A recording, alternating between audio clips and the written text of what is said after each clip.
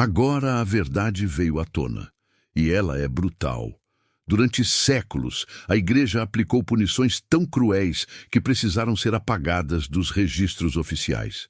Mas os documentos esquecidos, os relatos de monges e os objetos preservados em masmorras ainda contam a história que ninguém queria admitir. Uma história em que a fé e a dor caminhavam lado a lado.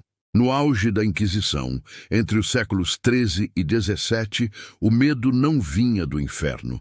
Vinha dos homens que diziam lutar contra ele. A Igreja acreditava que poderia purificar a alma por meio do sofrimento.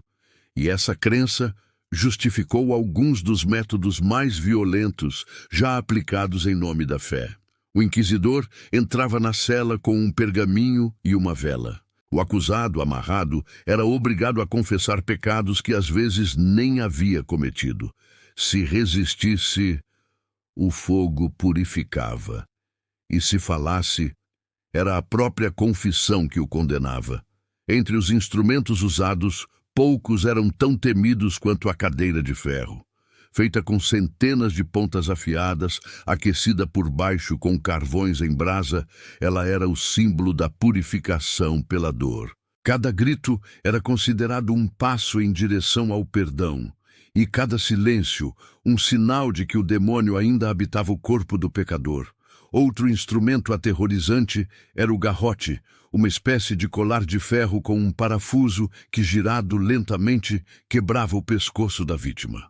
Era um dos métodos preferidos porque não deixava o corpo queimado, apenas a marca do arrependimento. Os inquisidores chamavam isso de morte misericordiosa, mas nem todos tinham a mesma sorte.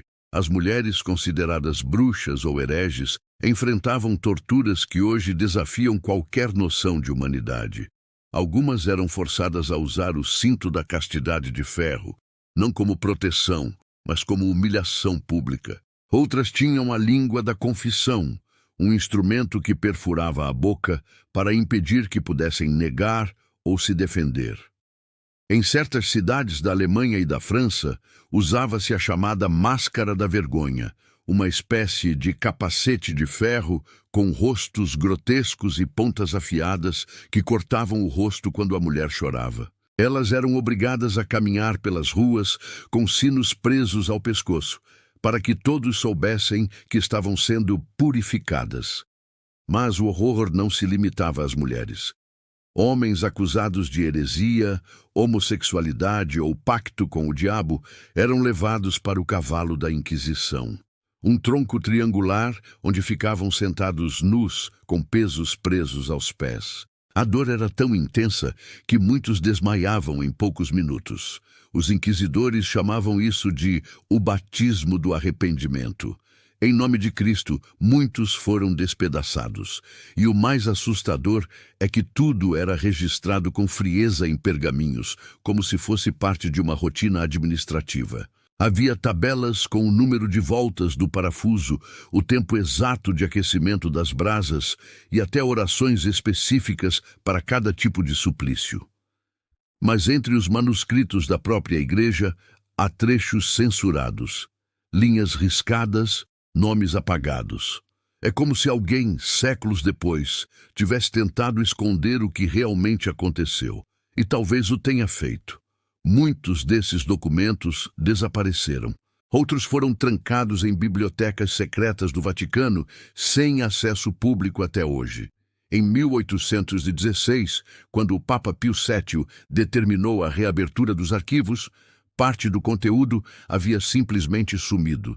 Os registros de tortura eram descritos como perdidos no incêndio, mas não há registro de incêndio algum, apenas o silêncio, e esse silêncio é o que mais assusta. Porque ele não esconde apenas dor, esconde a consciência de que a Igreja, por séculos, tentou apagar da história o lado mais sombrio da sua fé. Um lado em que o fogo não vinha do inferno, mas das mãos de quem acreditava estar salvando almas. Ainda hoje, em alguns mosteiros da Europa, visitantes dizem ouvir sons estranhos. Correntes arrastando ao longe e um cheiro de ferro queimado que surge do nada. Talvez seja apenas o vento. Ou talvez sejam as vozes daqueles que nunca tiveram absolvição. Essas punições desapareceram dos livros oficiais, mas continuam vivas na memória do medo, e são o lembrete de que, em nome da fé, o homem sempre foi capaz de se tornar o próprio demônio que dizia combater.